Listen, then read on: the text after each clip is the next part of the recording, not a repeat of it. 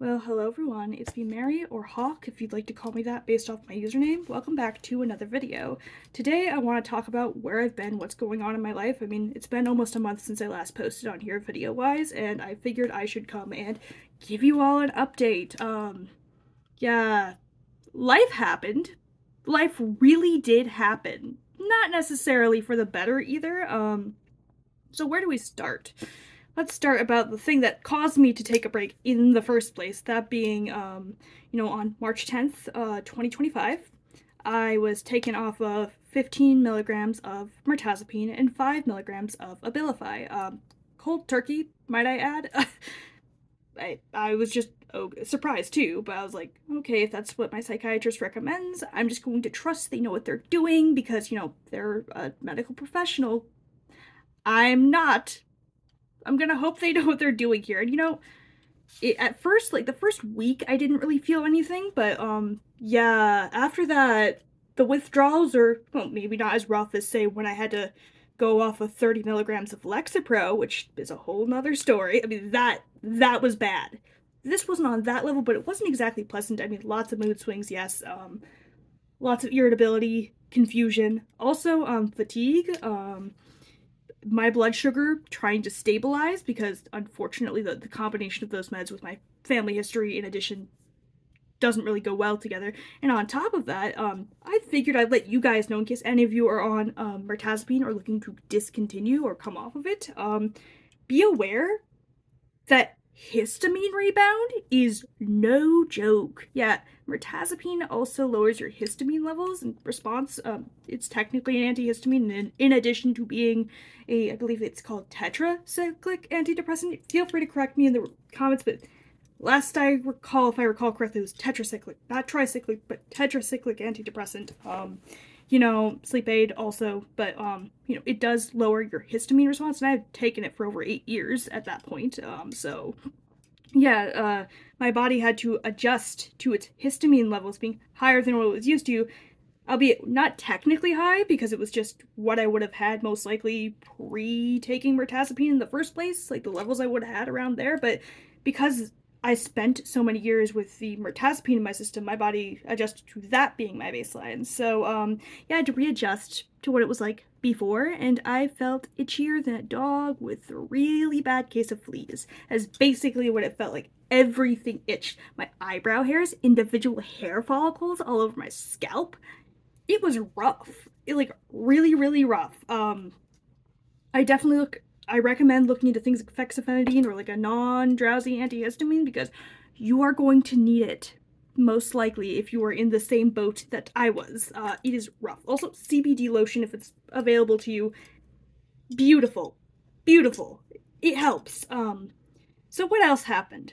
Because obviously more happened because of course it does in this world. Anyways, so on April 2nd, 2025, let's just say the 3-year relationship I was in, over 3 years actually, abruptly ended.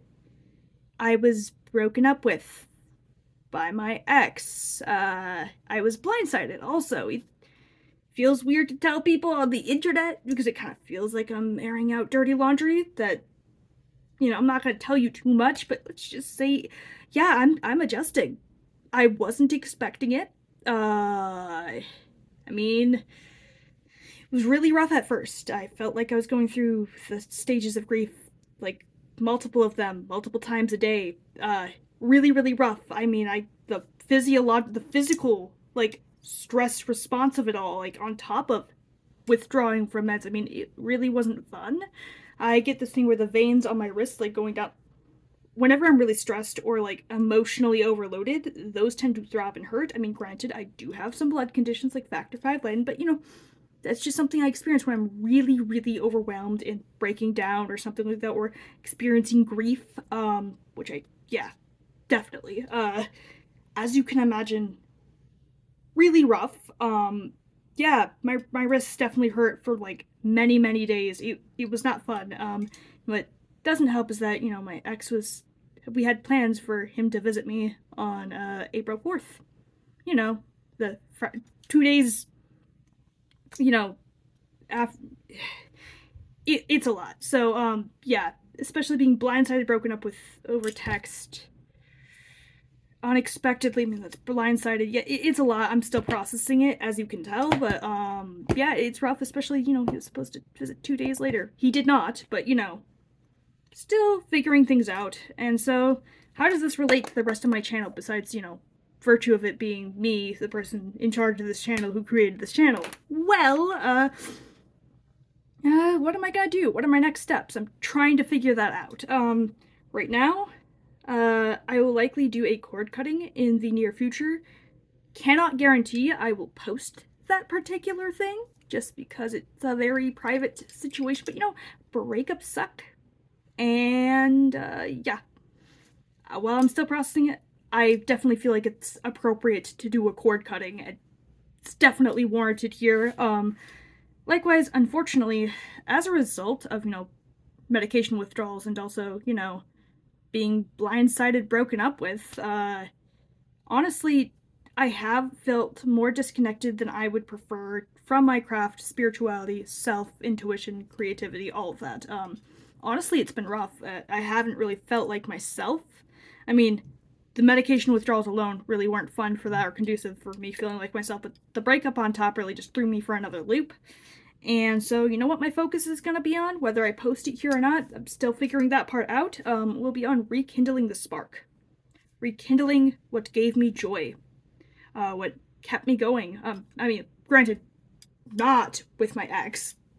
No, but I'm trying to figure out how to reignite the passion for life. To figure out what direction I want to go in next, where I want to take things. I'm not sure, but I think I have a lot of self-discovery to do. I may or may not post it here, but once I feel like I am able to, I do intend to share how and what I'm doing to rekindle that spark, to get back into my practice, to reconnect with spiritual practices that really felt so fulfilling. I mean, I really hope that someday, whether it is in the near or far future, time will only tell, but I hope that someday I will be able to tell you guys the ways in which I was able to help myself reconnect.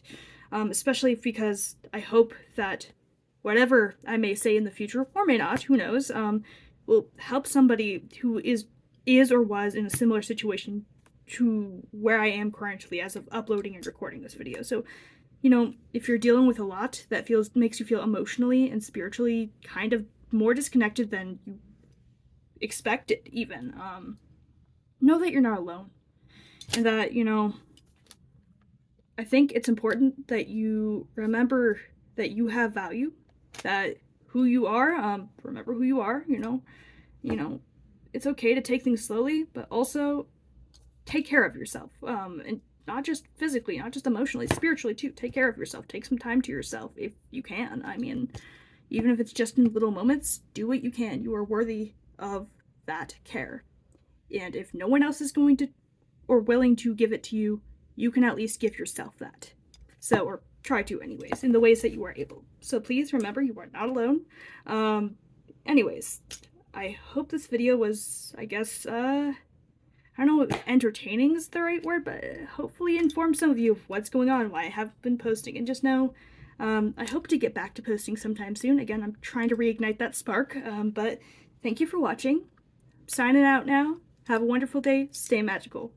Bye.